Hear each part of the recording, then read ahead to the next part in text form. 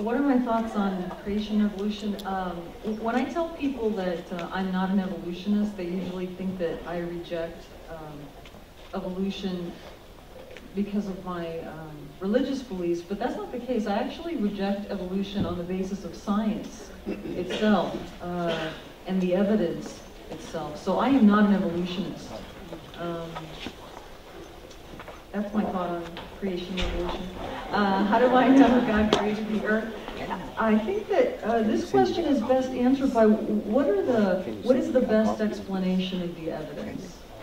And when we look at the evidence, what we see is that we have all of these interconnected parts that could not have been cobbled together. In other words, we have systems and subsystems within our bodies, for example, if we're talking about biology, that can't exist if one of the parts are missing. That's called irreducible complexity. So there are certain parts of our systems that are irreducibly complex. So to say that they were cobbled together, well, that system wouldn't be functioning unless all of those parts were there. So I think there's some real problems there with Darwin's theory.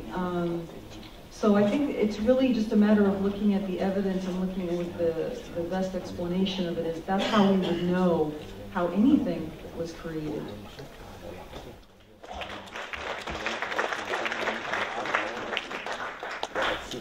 This is an extremely vast subject matter, and it doesn't just span philosophy and science.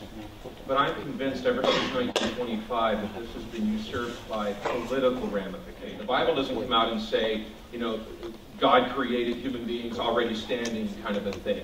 Genesis seems to be open to a variety of different interpretations. And I'm not just reeling because of Darwin in the 19th century.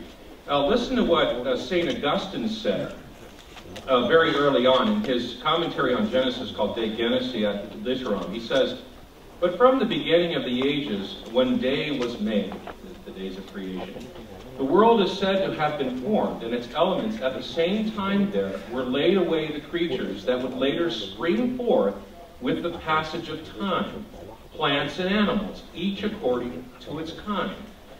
Some of God's works belong to the days in which he daily fashions whatever evolves in the course of time from what I might call the primordial wrappers." Ladies and gentlemen, evolution was in essence codified by Augustine 1,500 years before Darwin came onto the scene.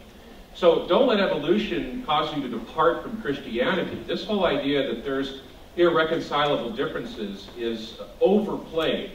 Now, that having been said, some Christians are probably wondering, do I advocate evolution? And I have to say, from a scientific perspective, I honestly don't know the right answer to that. I'm still exploring.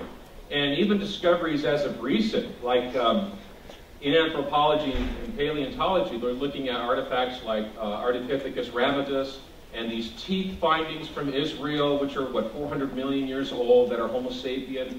It's throwing things out of whack in terms of the reconstruction of the evolutionary bush.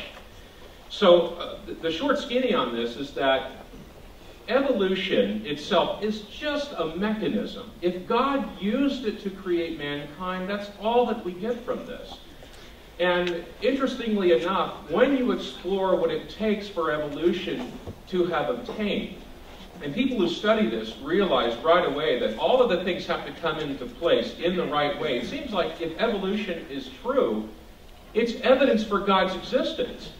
So if you want to be an evolutionist, you should be a believer in God.